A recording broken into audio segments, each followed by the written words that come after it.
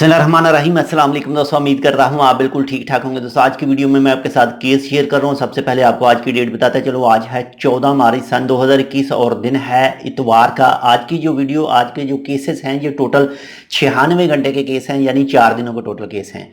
तो टोटल जो 96 घंटों के दौरान न्यू केस निकले हैं वो निकले हैं 1610 अफराद के, यानी 1610% के। और अब तक जो टोटल केस हो चुके हैं उनकी तादाद है 1,46,867, यानी 1,46,867% के। और दोस्तों टोटल जो 96 घंटों के दौरान न्यू अमवात वाक़या हुई हैं वो हुई हैं 8 अफराद की, यानी 8% की। और अब तक जो टोटल अमवात वाक़या हो चुकी हैं उनकी तादाद है 1,608, यानी 1,608% की।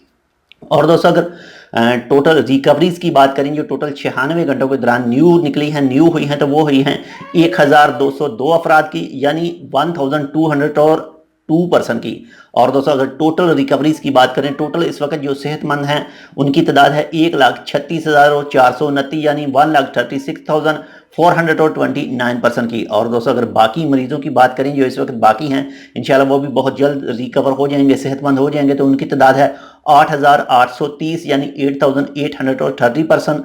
और दोस्तों अगर हॉस्पिटल की बात करें, जो टोटल 24 घंटों के दौरान न्यू एडमिट हुए हैं, तो वो हुए हैं 52 अफराद, यानी 52%। और अब तक जो टोटल हॉस्पिटल में मौजूद हैं उनकी तादाद है 274, यानी 274%। और दोस्तों अगर आईसीयू की बात करें, जो इंतहाई निगहदाश्त हालत में इस वक्त मौजूद हैं, तो उनकी तादाद है 87, यानी 87।